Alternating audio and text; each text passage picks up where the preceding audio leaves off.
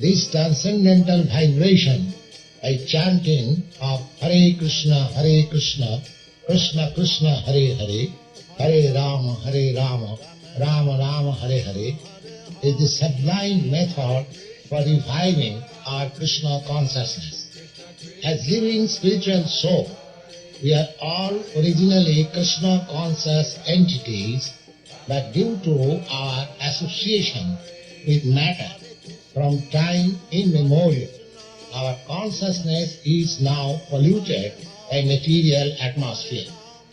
In this polluted concept of life, we are all trying to exploit the resources of material nature, but actually we are becoming more and more entangled in our complexities. This illusion is called Maya, our hard struggle for existence, for winning over the stringent laws of material nature. This illusory struggle against material nature can at once be stopped by revival of our Krishna consciousness. Krishna consciousness is not an artificial imposition on the mind.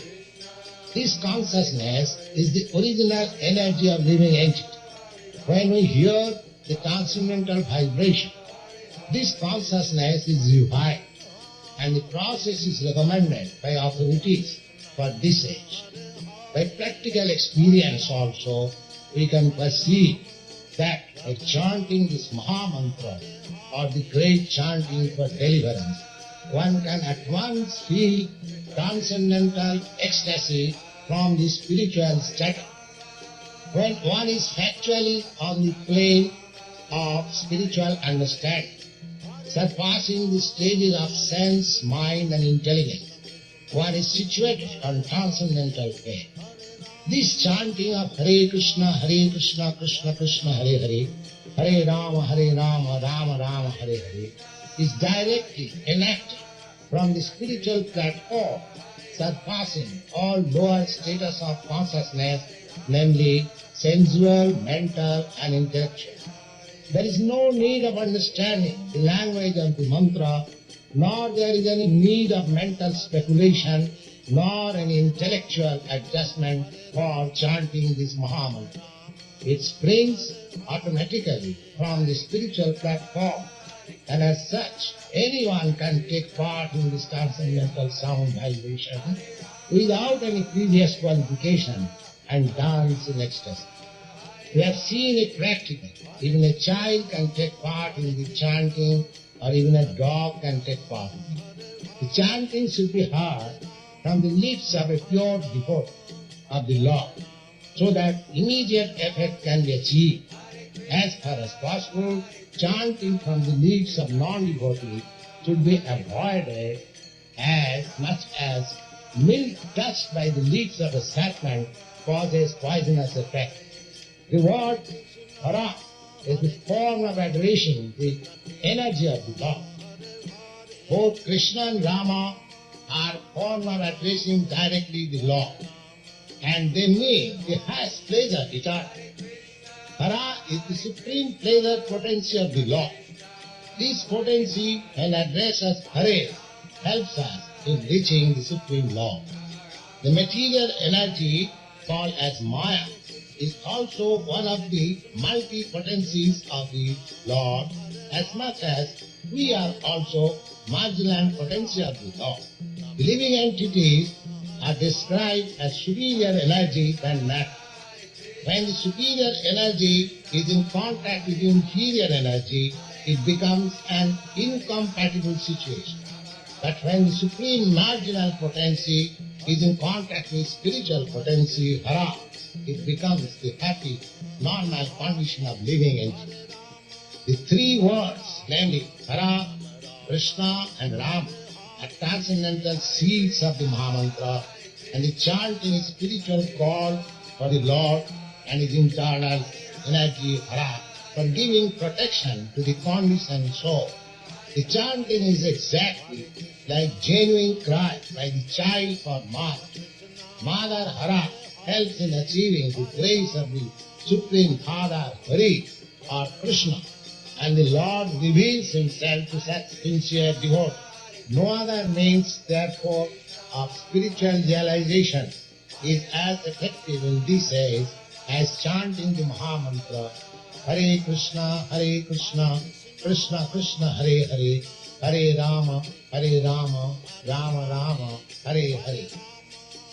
Hare Krishna, Krishna Krishna, Hare Hare, Hare Rama, Rama Rama, Hare Hare. Hare Krishna,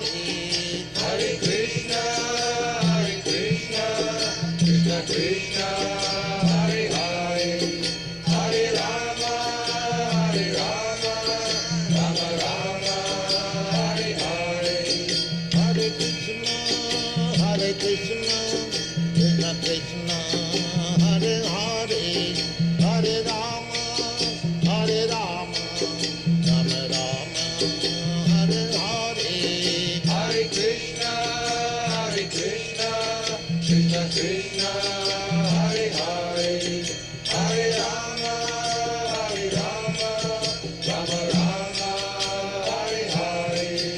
Hare Krishna, Hare Krishna, Krishna Krishna, Hare Hare, Hare Rama, Hare Rama, Rama Rama, Hare.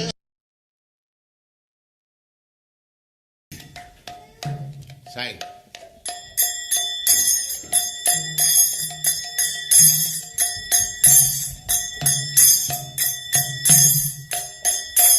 Jaya Radha Madhava Punya Bihari.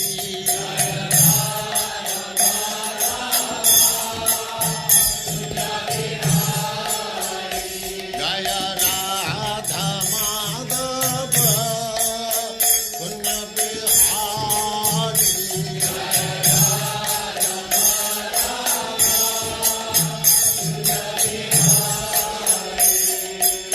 Gopi Jana Vallabha Girivaradhari.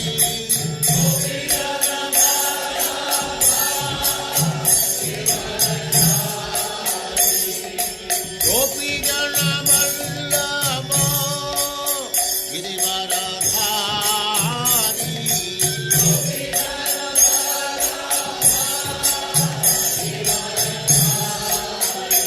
Jaya Radha Madhava Punya Bihari.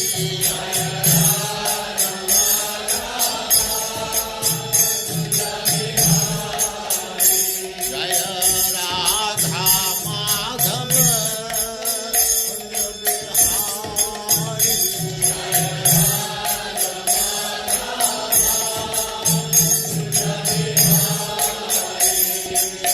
Gopi Jana Vallabha Girivaradhari.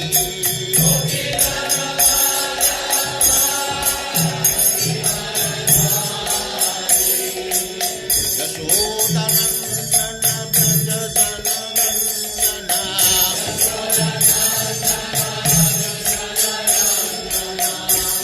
Yashodanandana Brajajanandana.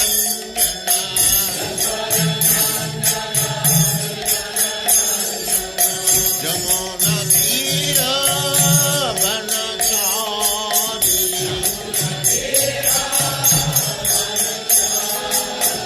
Jamuna Tira Vanachari.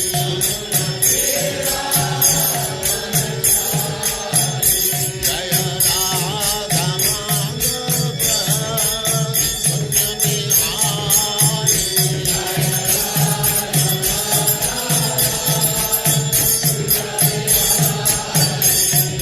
Gopi Jana Vallabha Girivaradhari.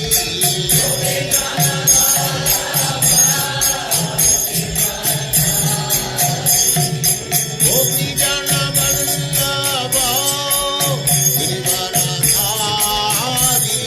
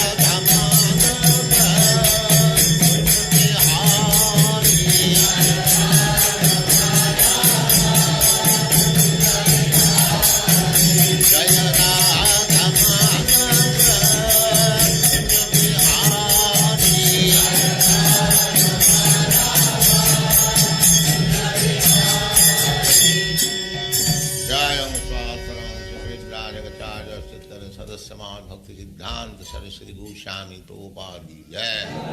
Ananta Koti Vaishnavindra ki jai. Ramacharya Srila Haridas Thakur ki jai. Prem se kaho Sri Krishna Chaitanya Prabhu Nityananda Sri Advaita Gadadhar Sivasadi Gaur Bhaktivinoda ki jai. Sri Radha Krishna Go Gopinath Sam Kund Radha Kund Girivardhan ki jai. Vrindavan Dham ki jai. Navadvip Dham ki jai. Swami Advaita Bhaktivinoda ki jai. Ganga Mai ki jai. Jamuna Mai ki jai. Tulasi Devi ki jai. Bhakti Devi ki jai. Swami Advaita Bhaktivinoda ki jai.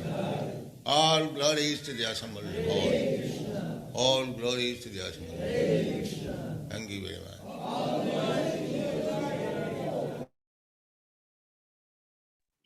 Hare Krishna Prabhu, you are welcome to today's class. Hare Krishna Prabhuji, Dhanavad Pranam. Hare Krishna. Yeah, so the verse is on the screen, so you can start this. Om Namo Bhagavati Vasudevaya. Om Namo Bhagavati Vasudevaya. Om Namo Bhagavati Vasudevaya. Narayana Namaskritam Narayana Narutamam Devi Sarasvati Vyasam Tatu Jayamudhiraye. Nasta Hapraishu Abhadreshu Nityam Bhagavatam Sevaya. Bhagavatam Uttamam Sloke Bhakti Bhagavati Naistiki. Hare Krishna. So welcome each and every one of us to today's Srimad Bhagavatam discourse. We're taking our text today from Srimad Bhagavatam, first canto, chapter 8, text number 19. I'll read the Sanskrit text in a normal tradition, and we'll take it up from there.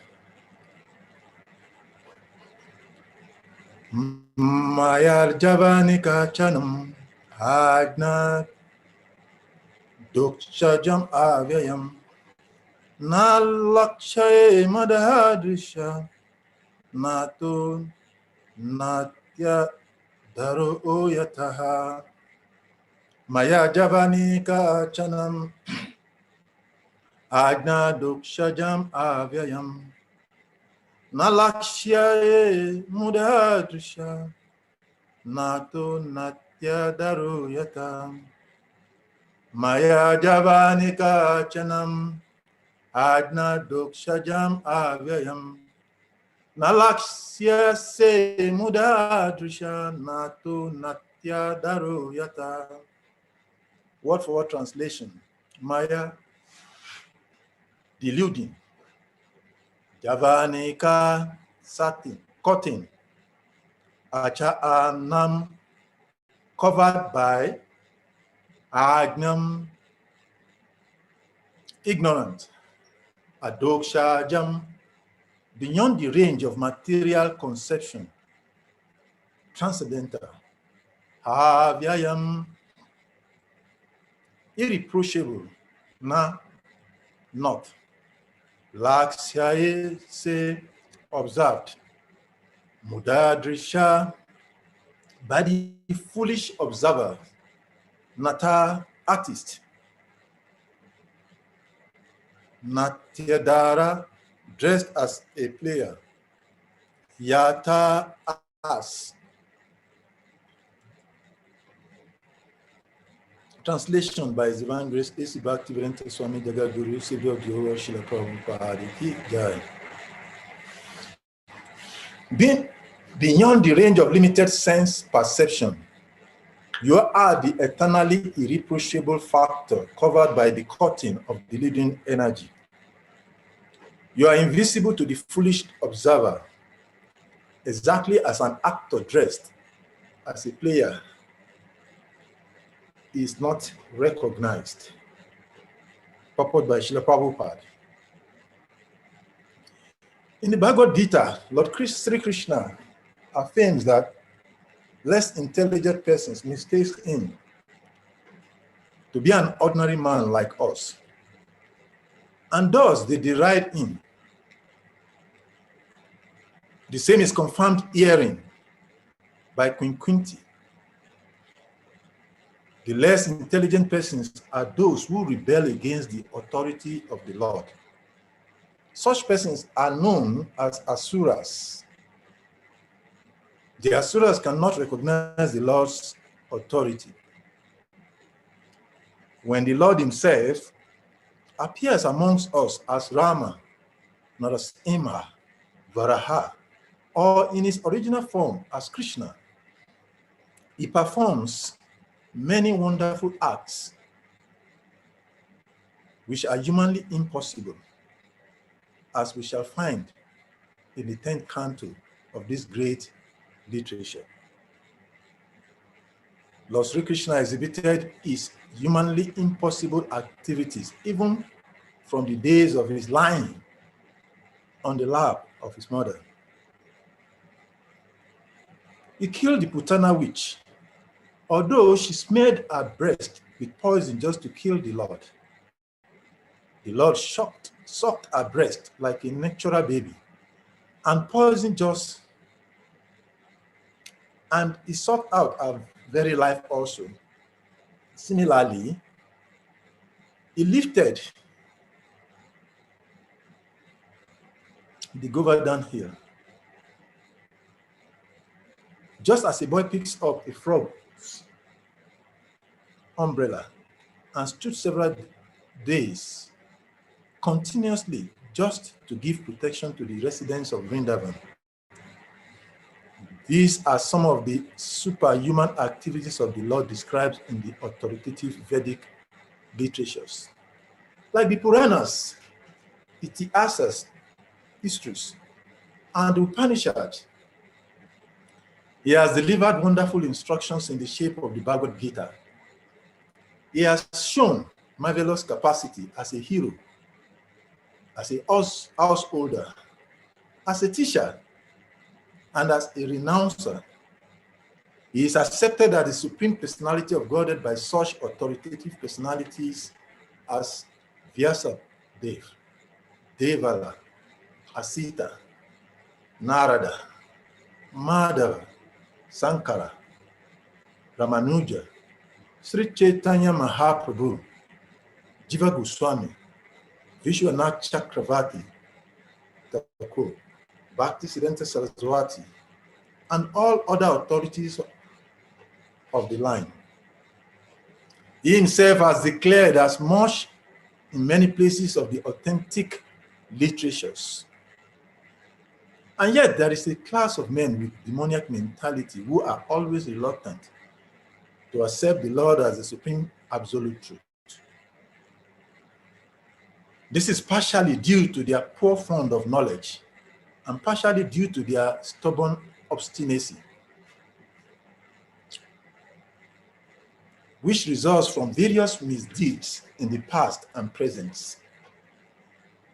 Such persons could not recognize Lord Sri Krishna even when he was present before them. Another difficulty is that those who depend more on their imperfect senses cannot realize him as the Supreme Lord. Such persons are like the modern scientists. They want to know everything by their experimental knowledge. But it is not possible to know the Supreme Personality of God by imperfect experimental knowledge. He is described herein as a doshaja, or beyond the range of experimental knowledge. All our senses are imperfect. We claim to observe everything and anything, but we must admit that we can observe things under certain material conditions only, which are also beyond our control. The Lord is beyond the observation of sense perception. Queen Quinty accepts this deficiency of the conditioned soul, especially of the woman class, who are less intelligent. For less intelligent men, there must be such things as temples, mosques, or churches, so that they may begin to recognize the authority of the Lord and hear about him from authorities in such holy places. For less intelligent men, this beginning of spiritual life is essential, and only foolish men decry the establishment of such places of worship, which are required to raise the standard of spiritual attributes for the mass of people. For less intelligent persons, bowing down before the authority of the Lord, as generally done in the temples, mosques, or churches, is as beneficial as it is for the advanced devotees to meditate upon him by active service. Homagyanam timirandasya gyanam gyanam chala akaya shaksho militam jena tasmai shri gurave nama Sri Chaitanya Manobhishtam Stapitam Jena Bhutale Swayam Rupam Kadamayam Dadati Swampada Antikam Vanchakarpata Rubhyascha Kripa Sundubhyas Evasya Patitanam Pavashne Ebhyo Namo Nama Mukankaroti Vachalam Pangam Lagayate Girim Yat Kripat Vande Shri Guru Dinatarinam E Krishna Karuna Shindu Dinabandhu Jagapate Gopisha Gopika Kakantara da Kantana Maustute Tapta Kanchana Gaurang Verade Gindavaneshwari Vishabanushiti Devi Pranamami Harituye Vanchakarpataru Vyastya Kripa Sindhubhya Zivasya Patitanam Pavashnebhyo Vaishnavebhyo Namo Namah Jai Sri Krishna Chaitanya Prabhu Nityananda Shri Advaita Gadadhara Shivasadi Gaura Bhakta Vrinda Hare Krishna Krishna Krishna Hare Hare Hare Rama Rama Rama Hare Hare Maya Javani Kacha Anam Ajna Dokshajam Avyayam Nalaksya Se Muda Adrisha Natu Natya Daro Yata.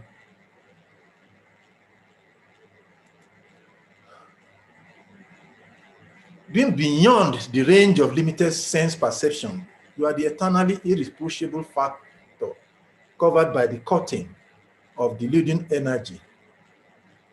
You are invisible to foolish observers, exactly as an actor dressed as a player is not recognized. Hare Krishna. So once again, I want to welcome all of the devotees to this auspicious moment of the day where we have an opportunity to engage in the essence of our human life.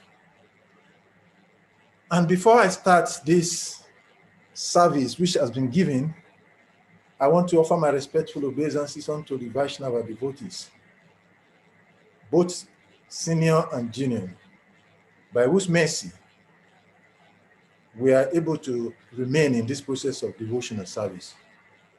I pray to each and every one of these Vaishnava great devotees that as I've been given this service, I may be able to say something that will be of benefit for my purification and to all of those who are listeners of this class.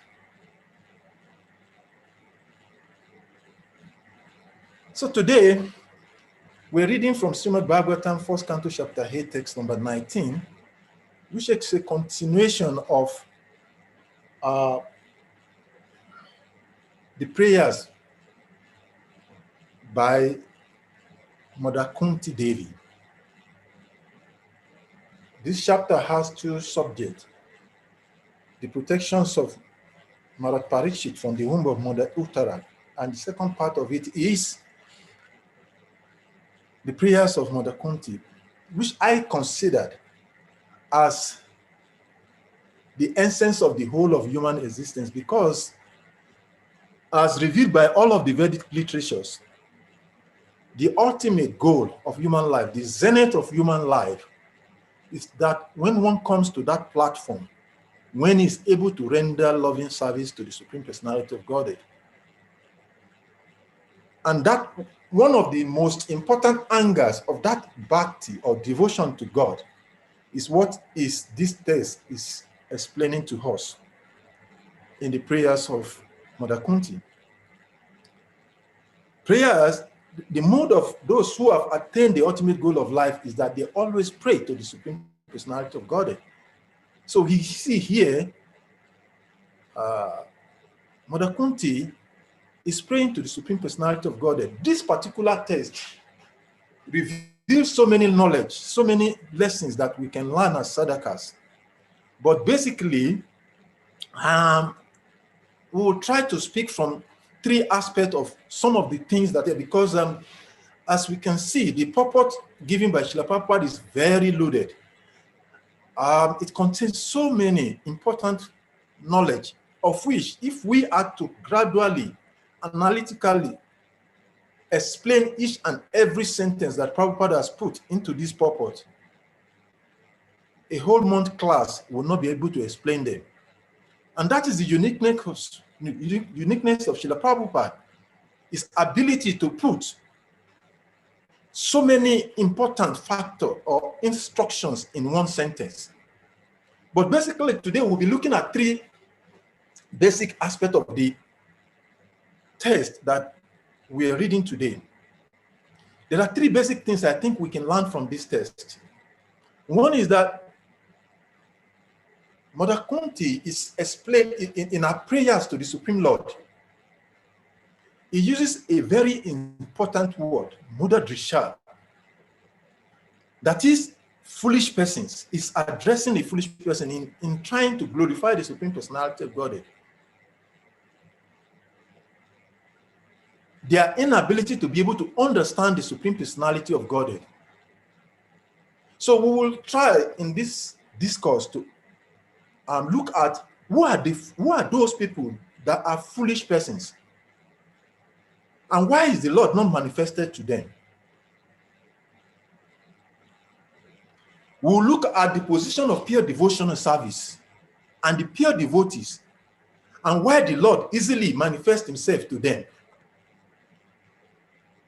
And as time permits us, we will discuss as sadhakas, as one who is endeavoring, as an aspiring devotee, what must we do to be able to come to the position where Mother Kunti is in expressing our devotion this morning? In this text that we're reading, these three subject matter. Who is a foolish person in the text? If you look at the text, Mother Kunti said, being beyond the range of the limited sense perception, you are the eternally irreproachable factor covered by the curtains of the leading energy. You are invisible to the foolish observers. So Mother Kunti is expressing that God exists, but he is not manifested to everyone. And Srila Prabhupada starts the purport by saying that in the Bhagavad Gita, Lord Krishna affirms that same statement that Kunti is expressing in this text, that less intelligent person mistake him to be an ordinary man like us, and thus they deride him. That same statement of Lord Krishna, in other words, Srila Prabhupada is paraphrasing a very important verse in the Bhagavad Gita, chapter 9 of Bhagavad Gita, text number 11, where Krishna says that Avajananti Mamuda Manushi Tanu Ashutam Param Bhavam Ajananto Mamam Bhutwa Maheshwara. That fools deride me when I descend in the human form. They do not know my transcendental nature as the Supreme Lord of all that be. That same text, that statement of the Supreme Personality of Godhead, as is paraphrased in the beginning of the purport by Srila Prabhupada, emphasizing that Mother Kunti is repeating the same thing that the Lord himself, the Supreme Personality of Godhead himself, has said, that those who are foolish, they do not understand him. They deride his personality. The most important personality in the whole of the existence is the Supreme Personality of Godhead. But Mother Kunti is expressing here that that Supreme Personality of Godhead is not understood. Because why? He is covered. To those, to who? To the foolish persons who cannot understand him. Why is he not manifested to them? Because they are foolish. And Lord Krishna, in another verse in the Bhagavad Gita, also further explained this same point. In the Bhagavad Gita chapter 7, verse number 25, Lord Krishna said, Naham prakasa asavasa yoga maya samamrita mudoyam nabijananti lokomam ajam avyayam. That I'm never manifested to the foolish and unintelligent. For them, I'm covered by my internal potency, and therefore they do not know that I'm unborn and infallible. In that previous verse, Krishna says, the fools, they deride me. And why they deride him? Because they are covered. And Mother Kunti is saying here that the Lord is covered to those who are foolish. Let us look, who is a foolish person? According to Englishman's dictionary, the word which Mother Kunti used in this verse, he used the word Muda Drisha. Muda Drisha means, proper translated as foolish observers. And it's interesting, English dictionary, when it's describing the word foolishness or foolish, it describes it as lacking good sense of judgment, or somebody who is unwise, somebody who is not wise. That is the symptom, that is the characteristics of a foolish person. And how can one be confirmed to be that foolish? Because in the next line of the purport, Srila Prabhupada explained they are foolish. Why? Because they fail to accept the authority of the Supreme Personality of Godhead. Prabhupada said the less intelligent person are those who rebel against the authority of the Lord. Such persons are known as asuras. The asuras cannot recognize the Supreme Lord authority. And that is significant. Why? Because a foolish person cannot understand God because even though God is present, as explained in the text we were reading yesterday, God is within, is outside. God is everywhere. Is manifested everywhere. So why is it difficult for one to understand God? Because he is foolish. In the Bhagavad Gita, in the later chapter of the Bhagavad Gita, Lord Krishna in the 18th chapter of Bhagavad Gita, he explains how he is within and how he is outside, and why it is not difficult for anyone. And there are two verses that Lord Krishna uses to emphasize this, that he is present everywhere. It's not difficult for him, for anyone to know him, unless those who are foolish. In Bhagavad Gita chapter 18, verse number 61, Lord Krishna says, Ishwara Sarva Bhutanam, Rida they say, Juna Atistati, Brahmanya Sarva Bhutani, Yantra Rudani, Mayaya. That he, the Supreme Personality of God, is in everyone's heart, O Arjun, and is directing the wandering of all living entities who are seated on a machine made of material energy. So when something is physically present before one, so why is it difficult to understand? Why is it difficult to see? That verse, Lord Krishna is explaining, I'm seated in everyone as Paratmatma. I'm in the region of the earth. I'm seated there. But then someone might say, okay, maybe because it is inside, one is not able to see. In another verse, Lord Krishna said, although one may not be an intelligent, maybe if one is not intelligent enough, may not be able to see him within. He may not have that qualification, but he is physically present in everyday life.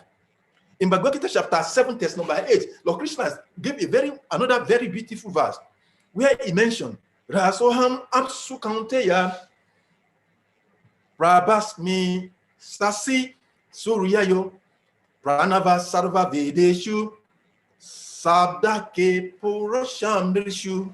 Lord Krishna is explaining that, O son of Kunti, I am the taste of water, the light of the sun,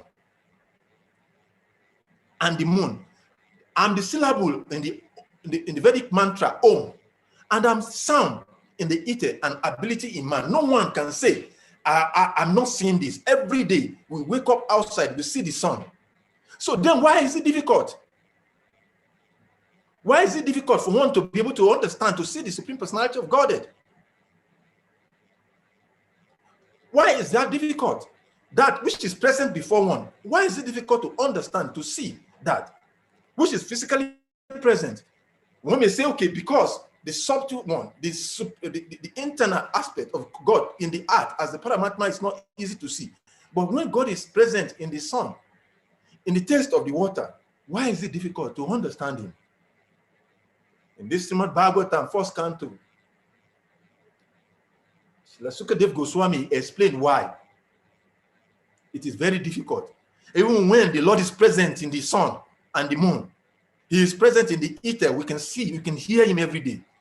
It is, he explains in the Srimad Bhagavatam, first canto, chapter 2, text number 19, Salika Goswami, he explained, Tadarajasta mobava karma lobayas chaye chetas etai avidaham system satwa prasidati. Because of Rajastamo Bhava, by the influence of the modes of passion and ignorance, we cannot understand. What is this mode of passion and ignorance? The modes of passion and ignorance are that modes in the chapters in Bhagavad Gita elaborately explained the symptoms of those who are in the mode of goodness, mode of passion, chapter 14 to 16. Lord Krishna elaborately explains different qualities, different traits of one who are under the different modes of material nature. A person in the mode of material nature of Rajas and Tamo, or ignorance and passion, they cannot experience, they cannot understand this as they are, because such persons largely depend, as it is mentioned in the purport of the text we are reading today by Srila Prabhupada, they depend largely on their activity. Only a person in the mode of goodness can accept authority. And because he's able to accept authority, he's able to know that which is beyond the senses and the mind. The person in the mode of passion, he cannot understand. And like Prabhupada described in the purport, such persons who cannot accept the authority. In the Bhagavad Gita, they are described as what? They are described as Prabhupada described them as asuras or demoniac persons. In the chapter 7 Bhagavad Gita, text number 15, Lord Krishna nicely described this class of persons. Namam duskricino muda prapadyante naradama mayaya pata agyanam asuram bhavam asritam. That those miscreants who are grossly foolish, the same word is used again, foolishness. That it's only a foolish person, because on an everyday basis, we are accepting authority. There is no one in this material world who can say, I'm completely independent. He's not accepting authority. Even the mundane scientists and philosophers, the mundane scholars, they have to accept an authority for them to become an authority. No one, there's no history, there's no experience anywhere where anyone can say that he's not accepting authority. Whether one wants to become a lawyer, a doctor, whatever one wants to become, even from material experience, he has to accept authority. But when it comes to subject matter of God, then they say that we don't want to accept the authority of the Vedas or the scriptures. That is what makes them a foolish person. So Lord Krishna is saying that in the chapter 7 of Bhagavad Gita, he said, Namam duskriti no muda. The miscreant person, they are foolish, they are grossly foolish. Why are they foolish? Because they are the lowest amongst mankind. Because a responsible man in the society knows that what makes him a society responsible person is that he accepts authority. A person, even in a local setting, who does not accept the authority of the government, he only lives in the prison house. That is his position. Because why? He does not accept authority. So there is no history, there is no experience of anyone not accepting authority, whether on the spiritual platform on the material platform, scientific platform, or whatever platform one is coming from, there is never anywhere where one will not accept authority, because authority is what makes one a responsible and intelligent person. It's what makes you a recognized person. No one can be recognized, whether materially, spiritually, unless he accepts authority. So in the Srimad Bhagavatam, Lord Rishabhadev, he gave a very elaborate subject matter. In the subject matter of the conditioned soul, when he was instructing his sons, for those who have accepted this human form of life, what should be their nature? What should be their goal? What should be their dharma? What should be their duty? In the Srimad Bhagavatam 5th Canto, chapter 5, text number 1, down, in the whole of that chapter, Lord Rishabhadev, he elaborately explains. He gives the analysis just like a doctor analyzes a diseased patient and gives the cause, the medication, and the fruit of medication. In the same way, Rishabhadev gave us a very elaborate explanation how we can come to the position of concurrency and the great acharyas. Lord Rishabhadev, he told his sons in that verse of the Srimad Bhagavatam, say, my dearest boys, of all living entities who have accepted material body in this world, one who has been awarded human form should not work hard day and night simply for sense gratification, which is available for dogs and ox that eat stools. One should engage in penances, austerities, to attain the divine position of the devotional service of the Lord. Because that is the symptoms, that is the glory of bhakti. And those who engage in bhakti are those who are able to see the Supreme Personality of Godhead. Mother Kunkunti is explaining that unless one becomes a devotee, he cannot see the Lord, because only those who are not foolish, the wise, those who are not foolish, only them, they can see the Supreme Personality of Godhead. And Rishabhadev is giving an explanation here that for one who has taken this human body,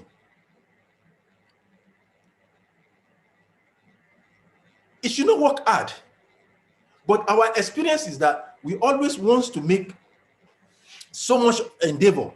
We depend so much on our senses, our mind, and that is the foolishness of the living entity in this material world. We consider our effort, our senses, our eyes, which Prabhupada negates so elaborately in the purport of the verse we are reading today, that one who depends on his effort, his intelligence, is like the Duskritinauts. They will never be able to. Just like someone who is not qualified cannot see, even in material circumstances. And this reminds me of one story, and one Vedic story of one lady, or one young lady in the Vedic scriptures of by the name Kisa Gautami.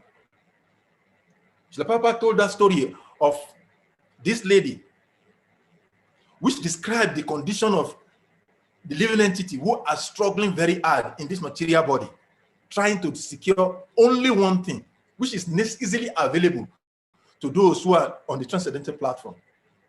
The story of Kisa Goswami, Kisa Gautami. Kisa Gautami was a young lady,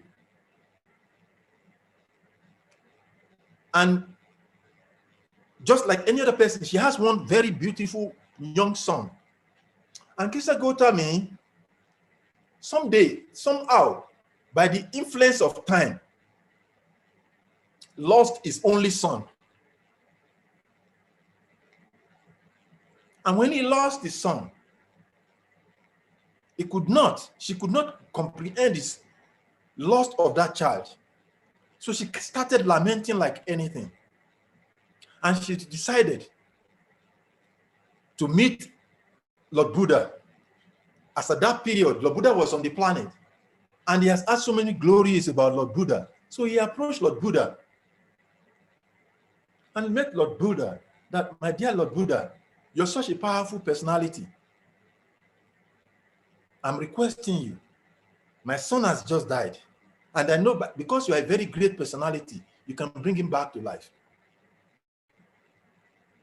And Lord Buddha answered her, young woman, yes, I can bring your son back,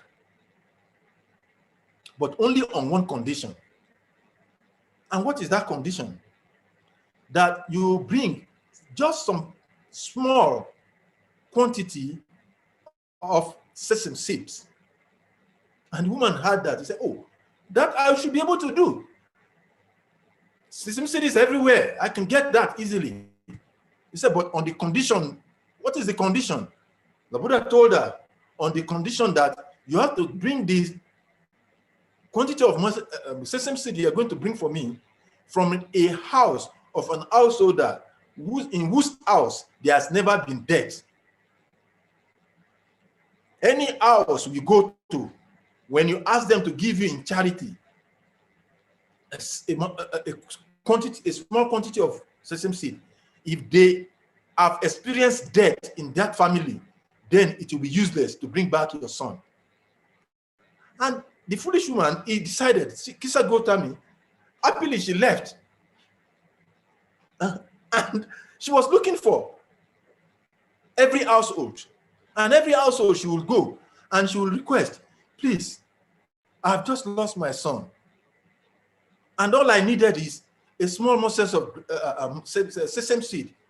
And my son will come back to life. Please, as a household, as a mother, as a father, please kindly give me some small morsels of sesame seed. And everyone is girly when she meets, the eagerly wants to give the mustard seed or sesame seed. But then she will ask, but I want to ask a question for me to be able to use this. In your family, in your household, have you experienced death at any recent time? And the answer is always the same. Oh, last week we lost somebody. Oh, yesterday we just lost somebody yesterday. Oh, last year we lost somebody. Oh, we are doing the memorial prayer of one of our lost ones today. And in this way, she kept on going round and round and round and round and round and round and round until when she became exhausted, she could not find anywhere where she could go. Of course, the same seed was everywhere, and he could get easily from everywhere. But there was nowhere he could get the same seed in any household where there has not been death. And when she exhausted herself, she realized that everyone in this material world is going through the same situation.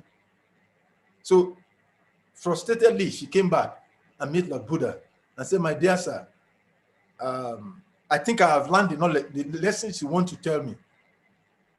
I've gone everywhere, and everywhere I go to, everyone is so kind enough, they want to give me the same seed. But unfortunately, I'm not able to get anyone in whose household there has not been death in recent times. So in this way, she composed that this is each and every one of us in the material world are like Kisa Gotami, this lady. Although, like Rishabhadev said in that Srimad Bhagavatam, 5th canto, every one of us, we are doing whatever has been done in the past, what is been going on now, and what has continuously happened, which has never given any result. But we are thinking that we can get a result, and that is our challenge. But we should not become like that, because the pure devotees of the Lord, they accepted the authority of the Vedic scriptures.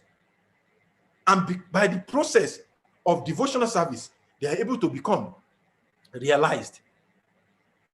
Lord Brahma, in the Brahma Samhita, glorifies the quality. And Arjuna in the Bhagavad Gita also expresses that. Lord Brahma, in this Brahma Samhita, chapter 5 was Brahma Samhita, text number 38. Lord Brahma recited a very, very sweet poem. Primanjana Shurita Bhakti Vilochanena Santa Sadaiva Ridayeshu Vilokayanti Yam Shama Sundra Asita Gunaswarupam Govindam Hari Purusham Tamaham Bhajami. This is the statement of Lord Brahma. It's explaining the qualification. If one wants to become happy, one wants to be successful in life, one has to simply get his eyes that is covered by pure love of Godhead. Unless by the pure process of devotional service, pure love of God, no one can see the Supreme Personality of Godhead. As Richard Dave advised in the Srimad Bhagavatam 5th canto, whatever endeavor one makes in life, it will only mix with frustration. What frustration is that? In that Srimad Bhagavatam 5th canto, the text number 4 of that verse, Rishabh Dev, in the instructions to his sons, he explains there's a very beautiful verse. There, text number 4, he's saying that, actually text number 4 to 7 of that 5th canto, chapter 5, text number 1, it nicely explained that when a person considers sense gratification the aim of life, he certainly becomes mad after materialistic living and engages in all kinds of sinful activities. He does not know that due to his past misdeeds, he has already received a body, which although temporary, is the cause of his miseries.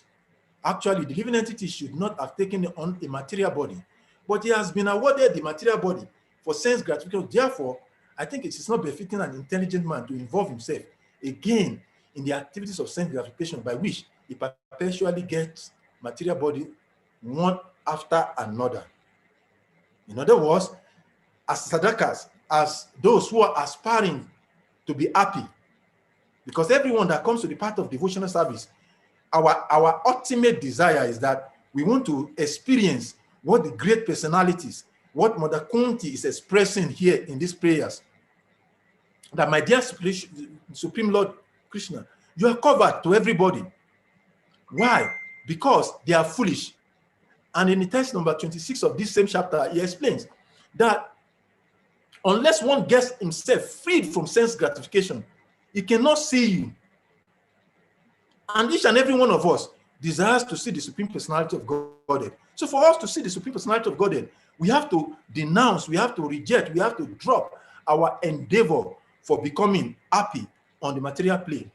Happiness only can be derived unless when one comes to the platform of spiritual life. And that is the prerogative of the pure devotees of the Lord.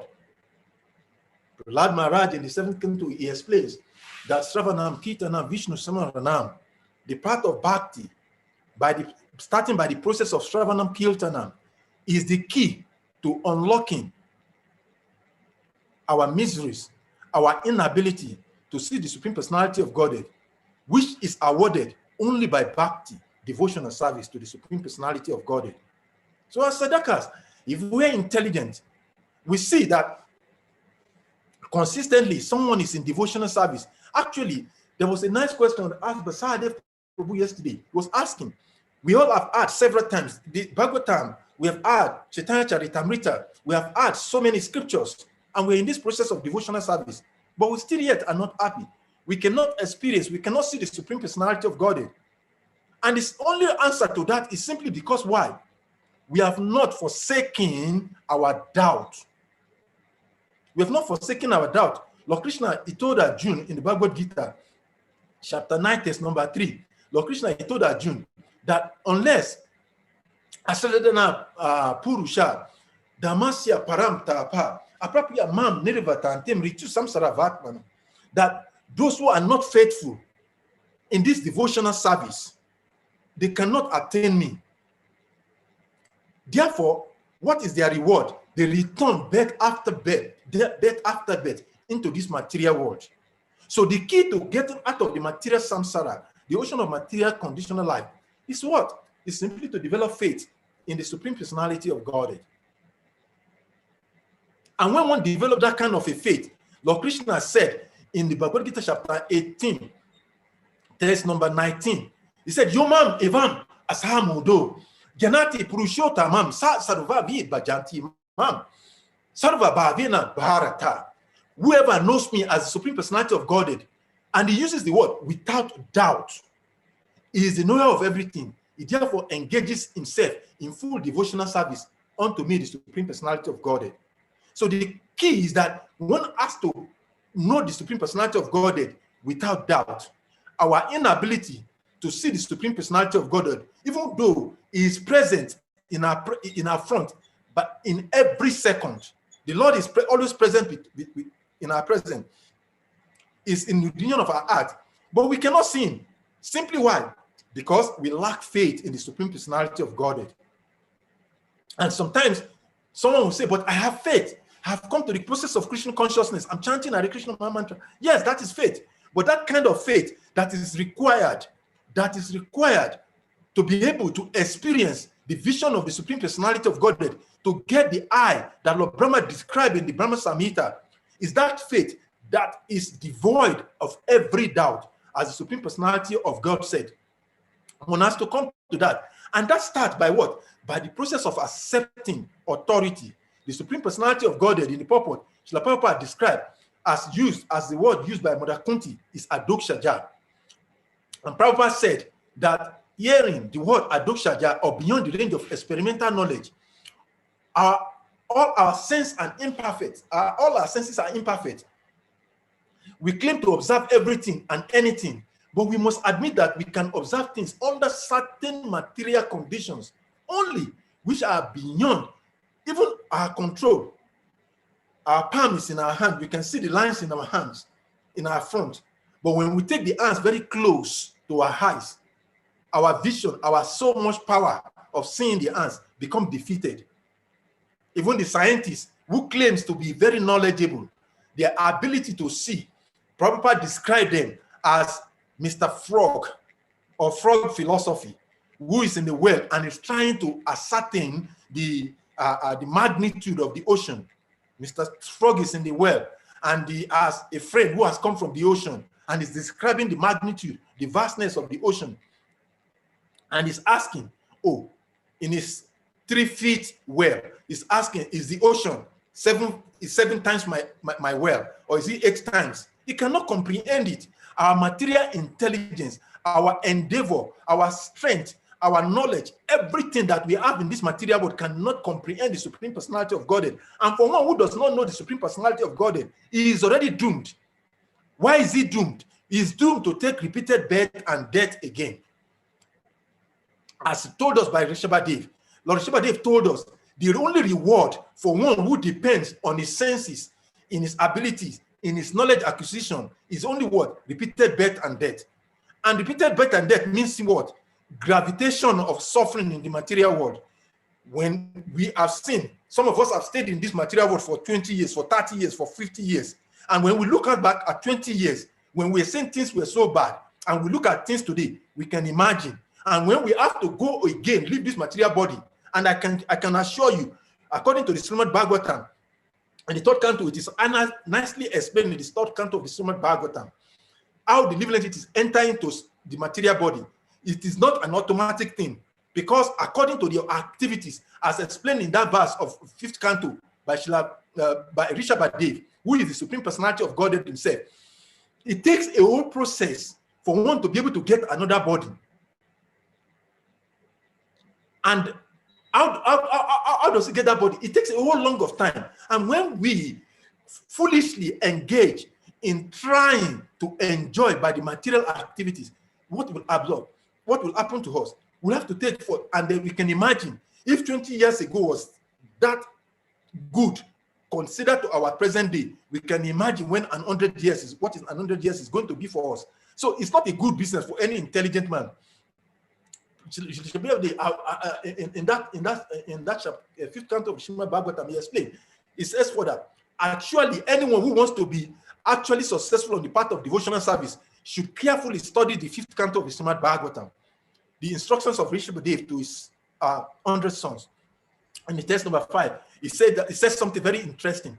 He said, as long as one does not inquire about the spiritual values of life, one is defeated and subjected to miseries arising from ignorance.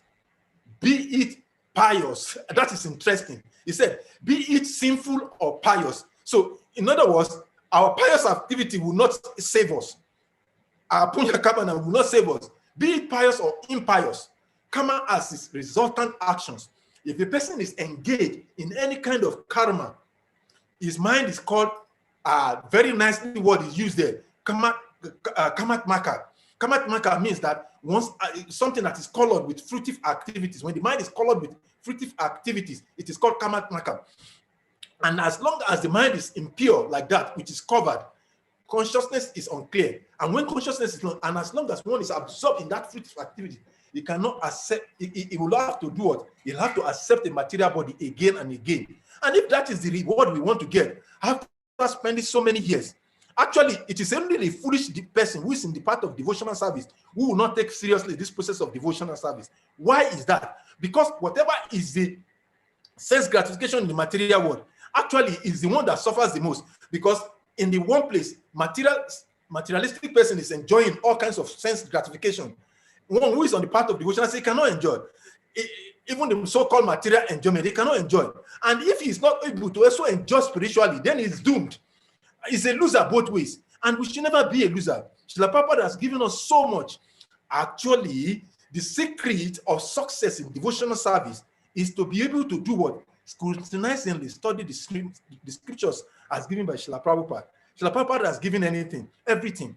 If one is not serious in devotional service, go and check very carefully how much that person has read in devotional service. Our advancement in devotional service is aggregate of how much we have studied this process, study the process. And even though we are lazy, manda sumanta you, we are very lazy in this world. And interestingly, we have this kind of wonderful opportunity. Prahlad Maharaj has said, what? Shravanam, Kirtanam, Vishnu Smaranam, Pada Sevanam. This is the way. 7th canto, 5th chapter. Very nicely, Prahlad has said, beautiful verse. He said, hearing, chanting about the transcendental holy name of the Lord, his qualities, paraphernalia, and pastimes of Lord Vishnu, remembering them, serving the lotus feet of the Lord, offering the Lord respectful worship with 16 types of paraphernalia, offering prayers to the Lord, becoming a servant, considering the Lord one's best friend, and surrendering everything unto the Lord. In other words, serving the Lord with the body and mind and words. This 9th process of devotional service is guaranteed. It's guaranteed what? It's a guaranteed process to give us complete knowledge of the Supreme Lord. And when you know something, you cannot be covered from it. When a car is damaged and the mechanic comes there and a layman comes there, the mechanic, just by hearing the sound of the engine, can immediately tell the carburetor is bad, or he can tell you the fuel is not flowing. But the layman cannot see. But one who, by the process of devotional service, through this process of Sravanam Kirtanam, hearing and chanting, studied under the shelter of the pure devotional service, of the pure devotees of the Lord, it becomes fortunate, like devotees described in the faces of the scriptures. One can get the eye like Arjun got. One can get the eye like Mother Kunti got, and is praying here. The significance, the uniqueness of all of the devotees of the Lord is that they are always praying to the Lord. And why are they able to pray to the Lord? Let me tell you, my dear brothers and sisters, the secret of devotional service is hidden in only 2 things. Hearing from the devotees of the Lord and associating with the devotees of the Lord. One who constantly hears and associates with those who are devotees of the Lord is already conquered material nature. Lord Krishna said in Bhagavad Gita, my divine energy cannot be easily conquered, but who surrender to me? But we don't see Krishna. But we can see Krishna when we see the devotees of the Lord. And the devotees of the Lord is manifested to us. We may not have met Srila Prabhupada. Advaita Krishna Prabhu yesterday, when he was giving class, was explaining how Srila Prabhupada in just one word has defeated and the mentalities of materialistic persons' inability to understand the Supreme Personality of Godhead. Jagannath Puri every day to supply water. And out of his own material sense and intelligence, he's always thinking, since I'm coming to the Jagannath Puri every day, every one of us know to enter Jagannath Puri to see the deities of the Lord is a rare opportunity. But this Brahmin, all he does in the day-to-day life is simply to do what? To supply water to Jagannath Puri, and by that he has opportunity to see Lord Jagannath. But every day when he comes, he said, I don't want to see Jagannath. I already have the opportunity to enter Jagannath temple. So let me give opportunity to those who are not having the opportunity. And every day he will come to Jagannath Puri, he will supply water, but at the entrance he will turn back. He will say, tomorrow I would I will enter Jagannath. I will see the deities. Today, there are so many people. Let me give them opportunity. Let them see Jagannath. For me, I have the opportunity. I can enter at any time because I'm the water source vendor. Jagannath cannot be worshipped without water, so I can give water, and by virtue of my service, I can enter into the Jagannath Puri anytime. So I will not enter now. I will let other persons enter. For me, I will enter at any time. And like this, it was doing day after day, day after day. And one day, as according to material nature, time arrived, and what happened to him? He left his material body, not being able to see Lord Jagannath. And that is what is unfortunate. And that is what most of us are like in devotional service. Although we have everything, Srila Prabhupada has put Goloka Vrindavan in his books. And every day we are told to read. And I will read tomorrow. Okay, I will start reading next tomorrow. Oh, I will read. Okay, I will join the Bhagavatam class tomorrow. Next tomorrow I will join. And then like that Brahmana, one day material energy will tell us it is time. Your work is finished here. And we'll quit this material body. This is what Yudhishthira Maharaj says. The most amazing thing is that every one of us is seeing death happening day after day in our presence. But unfortunately, we never take it seriously. But who knows among us, who can guarantee among us here that by this next hour, we will be in this material body? We have seen great personalities leave this material body. We have seen even those who are most rascals, they have left this material body. So who is guaranteeing us? Maharaj Parikshit asked 7 days. We do not have 7 seconds. And we behave like unfortunate devotee of Mother Parvati. And I will round up the class on that story. Mother Parvati asked one devoted servant. This devotee of Mother Parvati is very intelligent. Like most of us, we have read the scriptures. We know the scriptures very nicely. He knows he is a very devoted devotee of Mother Parvati. And materially, he is so poor. And because he's so poor, he has to struggle very hard every day just to get flowers to be able to worship Mother Parvati. He uses hibiscus and some other flowers to get some little grains to offer every day. It's very difficult for him. So he has to go every morning after doing his japa. He will walk so long distance to get even some small coin just to buy some small morsel of rice just to offer to Mother Parvati. And he was suffering like anything. So one day, Mother Parvati became compassionate towards this his unfortunate devotee.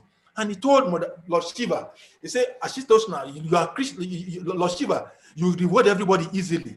My dear husband, this devotee of mine, he has devoted the whole of his life to me. And he's always wanting to worship me. He's always giving everything to worship me. So I want you to please kindly bless him. And Lord Shiva said, oh, when Lord Shiva closes his eyes in meditation and look at this person, and he told Mother Parvati, my dear loving wife, this devotee of yours, yes, is very dedicated to you, is very devoted to you, but quite unfortunate, it cannot be helped. And Mother Parvati said, well, how is that? You can do everything. You have the power. Please, somehow or the other, find a way to bless him. And Lord Shiva said, okay, I'll try to bless him, but I know that it cannot be helped. So what I will do is that I'll give him a gemstone, I'll give him Shintamani stone, which produces everything. Because if I give him wealth, it will need good health. If I give him good health, it will need a good house. So for him to get everything in one, I will give him what? I will give him a gemstone that will award him everything that he could need. He said, but on one condition, I will give him. And then Mother Parvati said, what condition is that? He said, this is your devotee. Every day, he suffers so much every day just to go around to beg to give you something.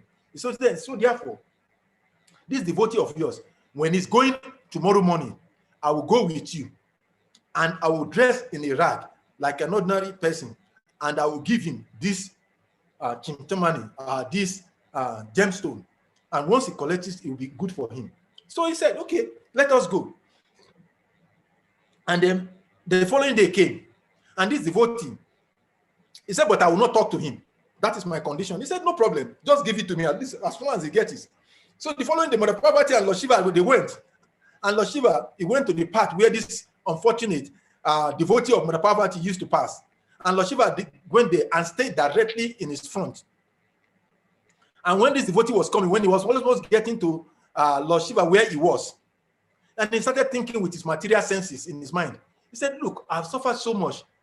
God, who knows what is going to happen? By his material intelligence, he said, look, supposing I go and get blind, how will I be able to walk and go and beg? He said, look, let me try today.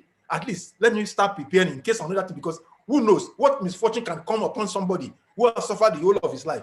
Supposing I get blind, how will I manage? Let me start today learning how to walk without opening my eyes. And he closed his eyes and passed through Lord Shiva without collecting even though Lord Shiva was presenting the gem in his hand, pointing it to him.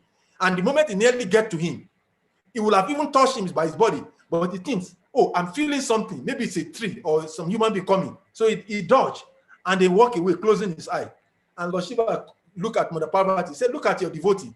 I want to give him now. Misfortune has, because of his so-called, he thinks he's too intelligent. He didn't collect the gem. He has passed away. Mother Parvati said, what kind of an unfortunate person is he? He said, okay, please do me one favor. One more favor. Give him one more chance. He said, what did I do? He said, okay, since he is already closing his eyes, please, by your mystic potency, make it a little bit big in size and put in his front. So at least when he eats his leg to eat, he can open his eyes and see it and take it since you can identify it as a gemstone. And Lord Shiva said, okay, I'll do that. And Lord Shiva went quickly to his front of this unfortunate devotee of Mother Parvati, and he placed the gemstone in his front. And when he placed it in his front, and when it was just 3 steps to get to the gemstone, this unfortunate devotee of Mother Parvati, he started thinking in his mind, oh, I have walked successfully for almost 1 kilometer now without opening my eyes. It means I'm perfect. So what if I want to cross a big waterway, a gutter? How will I manage? So let me try doing that. And he started raising his one leg very wide, learning how to cross the gutter. And in this way, he got to the gemstone and opened his leg very wide and walk over it. Lord Shiva looked at Mother Parvati and said, I told you, he's intelligent, you know, because he's unfortunate. Mother Parvati said, okay, you have helped him twice. Okay, you have helped him twice. One more time, 3 times, at least give him one more chance. He said, okay, what do I do now? Mother Parvati said, okay, since he's so unfortunate, he has only one hut that is started. Go to it. Let us go to his hut. When he goes round and round, he will come back there and he will worship me. Once he comes and worship me, at least where he used to sit and worship me, I will put the gemstone there and he can carry it. Then he will become fortunate. And Lord Shiva said, okay, no problem. I'll do that for you, my dear wife. And they went to the hut of the unfortunate devotee. And he went there and he put the gemstone where exactly he used to worship. And this poor Brahman, a devotee of Mother Parvati, when he came back to his hut, he looked at his hut from a few steps ahead and he said, this is my hut. I've been living here so many times. And he has become so old. And it's about raining season. Who knows? Maybe the rain will fall now and I will lose this by hut. Let me learn how to live under the tree so that I will become a very renounced devotee. I will show so much of desire of a renounced devotee to Mother Parvati so that she can bless me. And he light fire and put into the hut and walk away. He said, now I've renounced everything. And he burnt away the gemstones and the hut and everything, and he walked away. He didn't enter the hut. And Lord Shiva said, look, I told you, this devotee of yours cannot be helped. Because why? His mind is not controlled. He's always thinking by his mind, by his intelligence, he can do these things. This is what we are doing in devotional service. And that is why we're not becoming devotees. Although we have been chanting for 30 years, we have been chanting for 20 years. Our mind is tricking us. We are thinking like this, we are thinking like that. And in this way, we're destroying our devotional creepers. I think 5 times is 5 strength. I would like to stop here.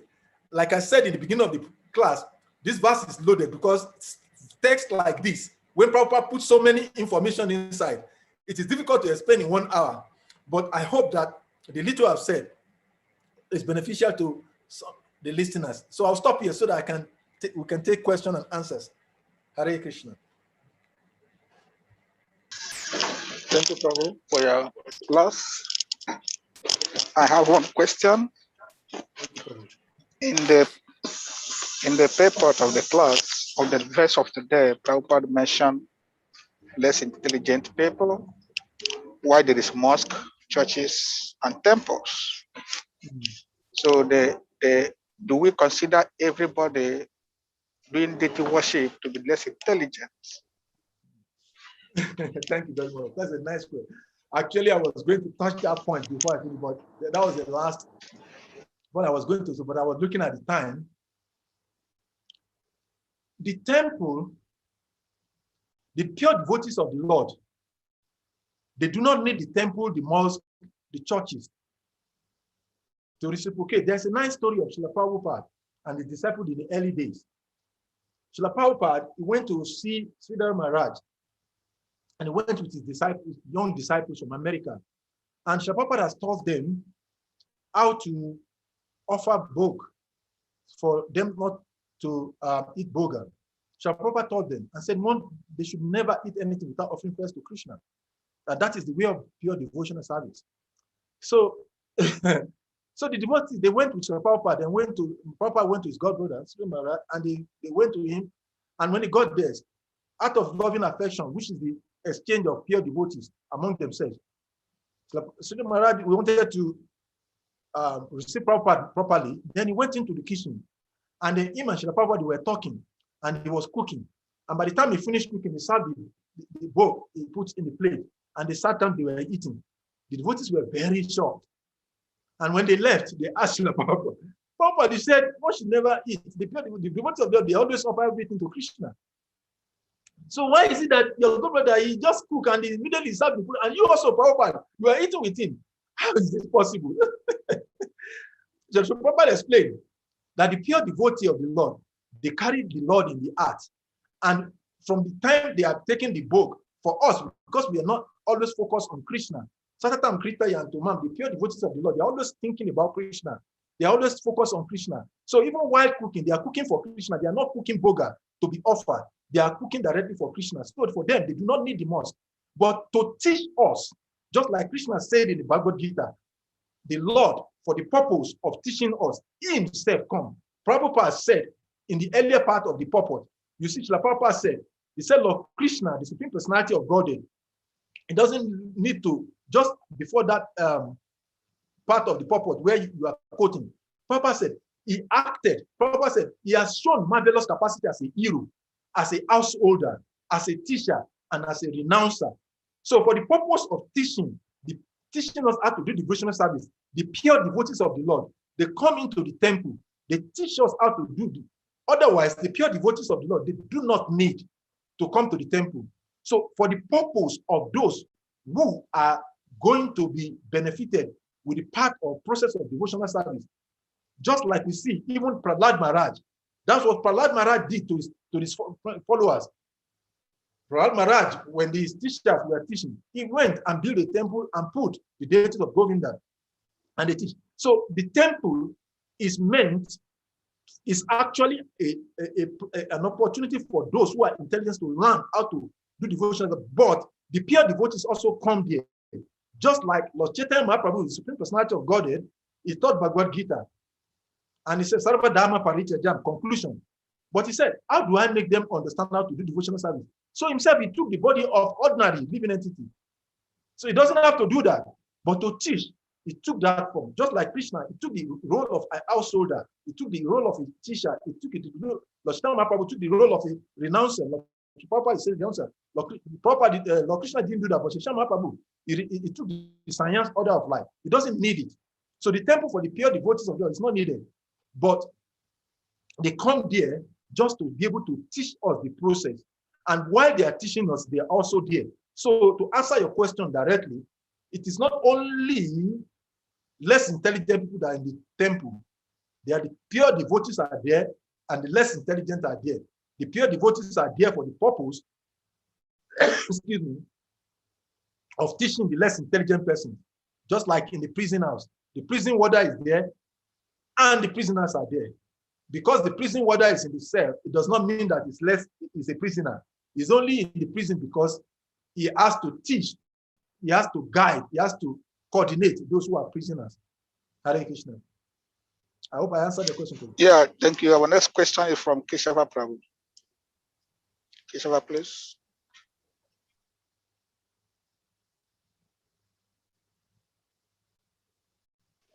Salika, Hare Krishna. Can you hear me okay?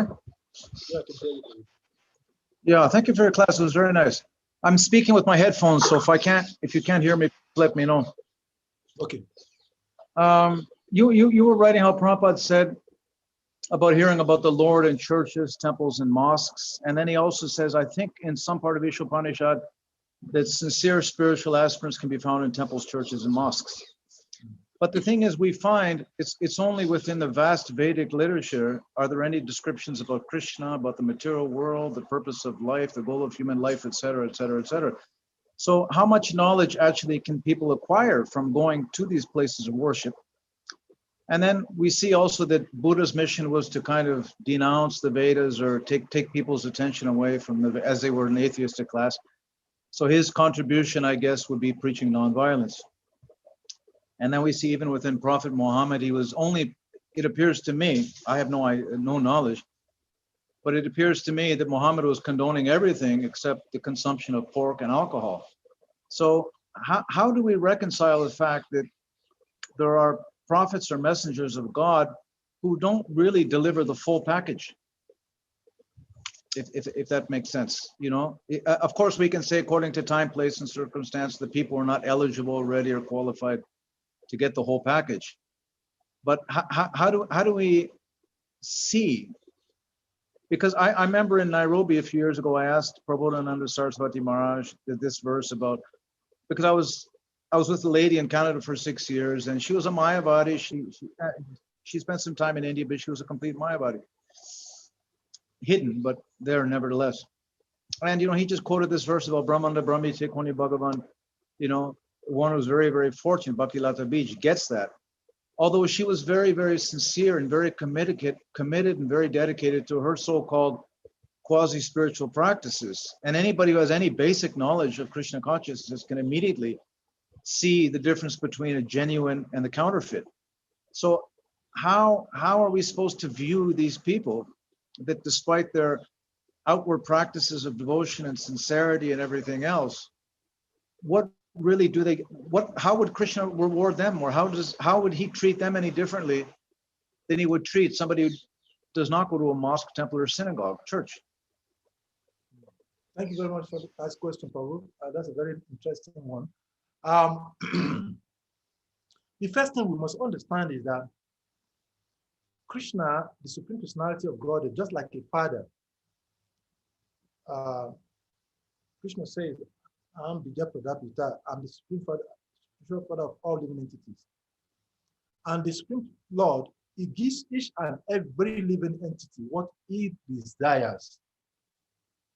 It does not give you what is not required. So we talked about those who are from the other traditions, Christian, or most especially the Western philosophy. There was a forum I was one time as a resource person, and we're going to talk about God from different faiths, and I was representing ISKCON. So when I opened my speech, the first thing I asked was that, because when they came, everybody was trying to preach what religions they have is the best, God is the best, that this God is the best. And I came and I asked, my opening speech was, I need attention of each and every one of you. Please, can anyone tell me who is God? And they start explaining. And by the time they all explained, it came to reality that none of them, even though they have been talking so much about their God, none of them could describe in a clear sense who is God.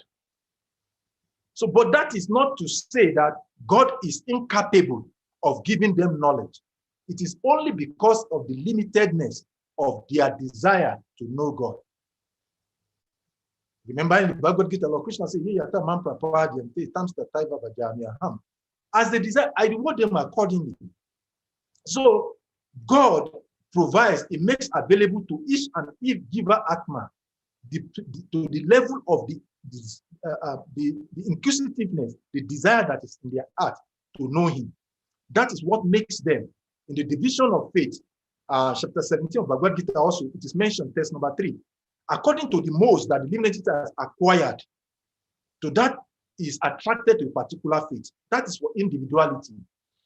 Now, talking about Krishna conscious person, how do we help these people? Prabhupada has given us a very wonderful model to do this. When Srila Prabhupada came to America, Srila Prabhupada has not been to America before. And he understands that everyone in the material world is in ignorance. But when he was coming, what Srila Prabhupada did was to do what? He prayed. And we all have the famous Prabhupada prayer when he got to Boston. When you read that prayer, it will be easier for anyone who is a preacher to be able to preach. Most of the time, what blocks us from being able to connect with people from different backgrounds is our false ego. Sorry to say this. Because most of the time, we go with the mindset that we know. And therefore, we want to teach. But Krishna is the supreme knower. That is what Srila Prabhupada established. And Papa said, I'm just a fool. But if you are pleased, Lord, my dear Lord, if you are pleased, make me dance. That was the mood of Srila Prabhupada. But our mood when we are going to preach is that we want to go and teach them. They are less intelligent. They do not know. So let us go and convert them. Even though we know that Krishna consciousness is not sectarian, our mood is not conversionist.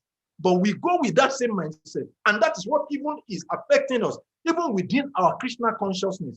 Because we see this person is a junior devotee. That person is a yesterday person. But Srila Prabhupada has revealed to us that if we know who and who is in his ISKCON movement, we will faint. Why? Because we do not know who is coming to this movement. It may be coming today, and we do not know who is that personality coming. And therefore, we consider me a junior devotee, a yesterday bhakta. We call him different names, and we approach him with that mindset. So the reality is that if we are in the mood of Srila Prabhupada, if we are in the mood of the Acharyas, we will naturally connect. Actually, my mood is that it is recently I start the process of trying to figure out, and even till tomorrow, whatever I've prepared for a particular class, maybe I will take 10-15% out of it. Most of the time, I speak from the mind because I find myself completely grieving for whatever I've prepared. Why? Because I know that whatever I'm able to put together is just a guide, but only Krishna can connect with individual souls. So if we allow Krishna to speak through us, we will win souls like magic. But the moment we try to preach, seeing ourselves as the doer, even though we know that we are not the doer, Krishna is the doer, then we will become a successful preacher. We will become able, just like Srila Prabhupada was able to become a touchstone to each and every one he met. He was able to touch their heart in an amazing way, because Srila Prabhupada was not looking for how to convert anybody. He was not seeing anybody as a foolish person. He sees each and everybody that Krishna has sent, as Krishna sent, to do what? For him to be able to associate with. You can imagine as early as 1967, Prabhupada initiating sannyasi, just barely 2 years. And somebody comes into our movement today with our standard of ISKCON rules and regulations. Can we even think of making that person a Brahmin devotee? Who consider me, no, he's not qualified yet. Because we're not looking at the quality. We're not looking. We're not waiting for Krishna to talk. We want to talk. Our false ego is the main problem. So this is my understanding. So in summary, to answer your question more precisely, the mood in which we approach, we have studied, we all have been trained. And if we carry the mood of representing the Acharyas and Lord Krishna, Krishna will speak through us, because that is what he promised. He said, I will, when you desire to serve me, to love me, to do my bidding, I will come through you. So that is what will happen. So that is my own suggestion. I don't know, maybe it's good enough, but that is my approach, and that is what I have realized. Hare Krishna. Thank you, Prabhu. The next question is from Sahadev, Prabhu. Sahadev, please. The Almighty Sahadev. Hare Krishna, Salika Prabhu. Hare Krishna. Hare Krishna. Thank you so much for the class, as always. Thank you so much, Prabhu. Yes, I have a question about devotees not to try to have happiness in this material world. I remember some time ago, our sweet God brother, Valha Prabhu, was teaching book distribution in Ghana, Accra. And so one of the devotees, Prabhuji, was explaining to us how to distribute books efficiently. You know, he's a Maha book distributor. So this devotee said, well, one nice place to go to, good morning. One nice place to go to for book distribution is the beach. I don't know what I did with my keys. Right, is the beach, because the people there are suffering. And I said, well, how do you say they're suffering? Because according to them, they're having much fun at the beach. That's why they are there. You know, so I want you to explain a little bit more about what happiness is, and then if there are any levels of happiness. Because there was a time that Tirtha Maharaj and Swarupa Maharaj were walking down the street, and Tirtha Maharaj threw his hand across Swarupa Maharaj's shoulder, and they said, who would have ever imagined that spiritual life can be this fun? It's so joyful, it's so happy. So even in this material world, there is some happiness. So I want you to expand a little bit more on happiness, what you mean by that. Hare Krishna. Thank you very much. Very nice question, Prabhu. I will try to see if I can make justice to it. In the Srimad Bhagavatam, 5th Canto, chapter 1, text number 4, I quoted that verse while I was giving the class. Rishabhadev told his sons that when a person considers sense gratification the aim of life, he certainly becomes mad after materialistic living and engages in all kinds of sinful activities. That's a very key word. The gap in between sense gratification and Krishna consciousness, or gratifying Krishna's will, is what makes the difference. When we consider material, when we say happiness, actually, everyone in the material world thinks that happiness is gratifying the senses, but actually, gratifying the senses is actually misery.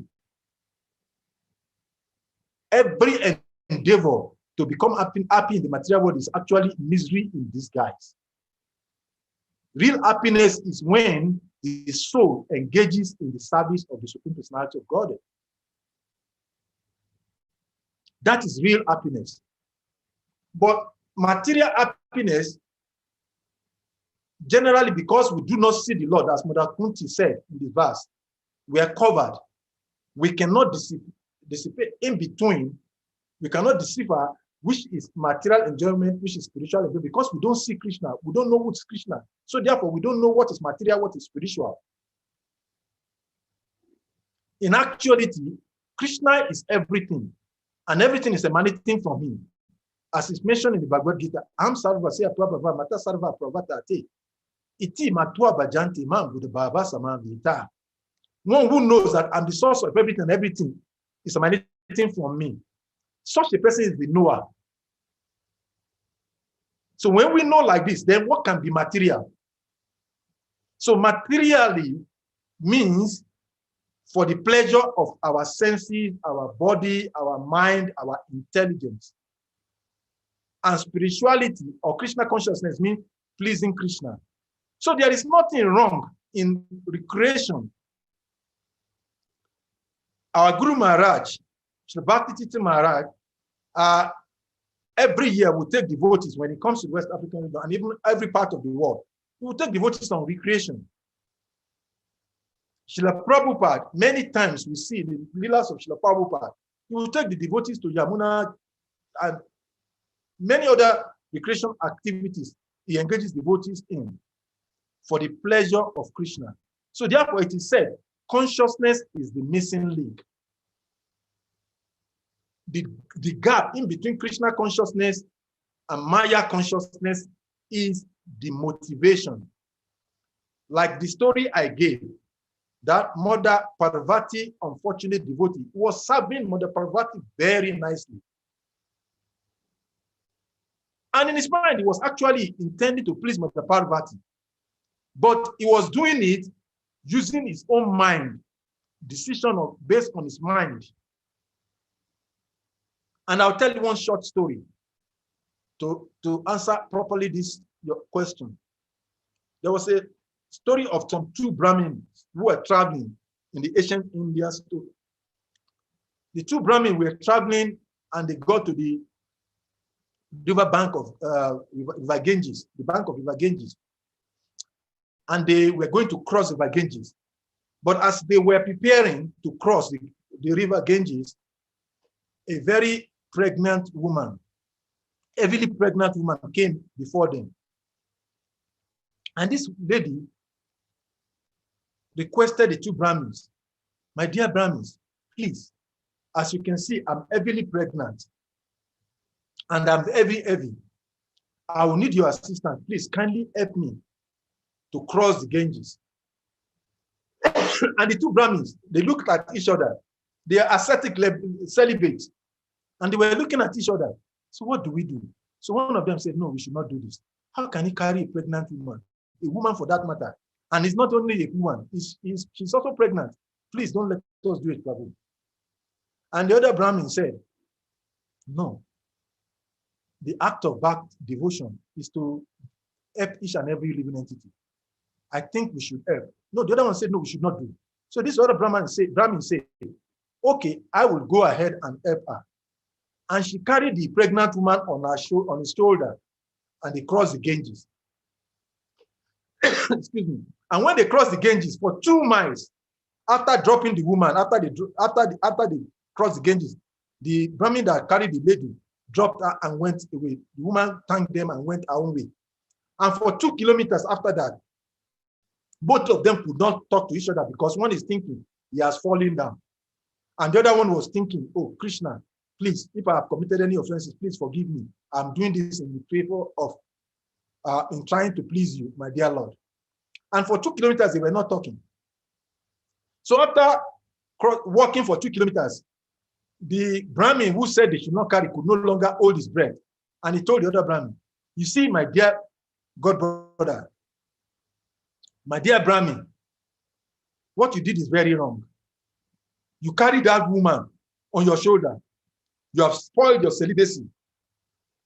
You cannot be called a Brahman, a celibate brahmachari again. How do you carry that woman like that? And you know the scriptures. So the Brahmin that carried the lady looked at him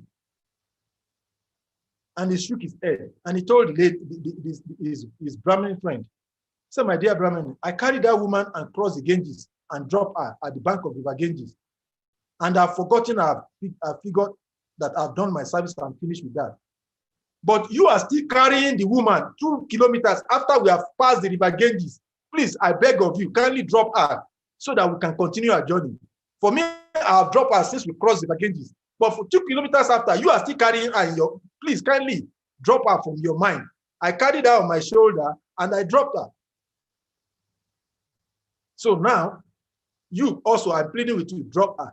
So in that story, Prabhupada explained that consciousness is the missing link. It is what we think, is what the state of our mind that determines, as Krishna told us, our mind is the friend and the enemy at the same time. Hare Krishna. I hope I try to answer your question, Prabhu. It's great Saturday for you.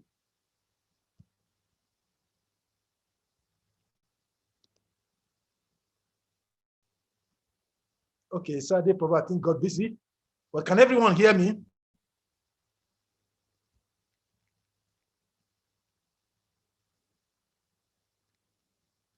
Hare Krishna. Is anyone Yes, hearing me?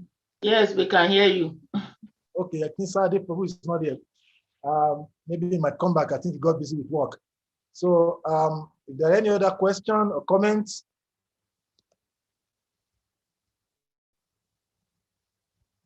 but I'm not seeing any hands up.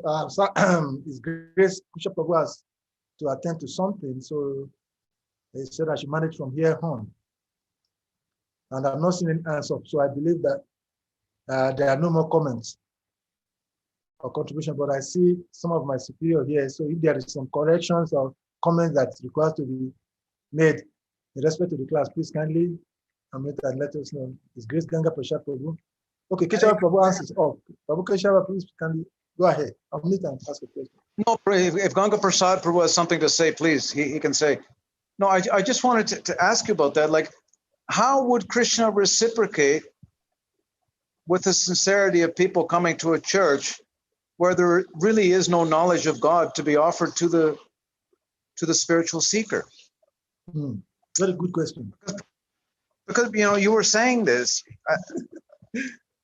I wrote it down somewhere. I lost it. You were saying, oh yeah, okay, that there are these people who do go to churches, temples, and mosques, and despite the fact that there's some sincerity on their part, what kind of reciprocation can they get from Krishna, or even in the mosque, where they're not really told what to do in order to become God conscious? So the Bhakti Maharaj answered this question very nicely several years ago. In 1993, he came was given a class, something similar to this, and I asked a question. Similar question that what you're asking now. And I asked myself, like, good day, I'm here. And I'm looking at so many of my friends who are still Christians, who are still Muslims. And how are they able to get this knowledge? I'm very concerned about them. And Srila Gurudev answered very nicely that question, and I'm going to share that answer today.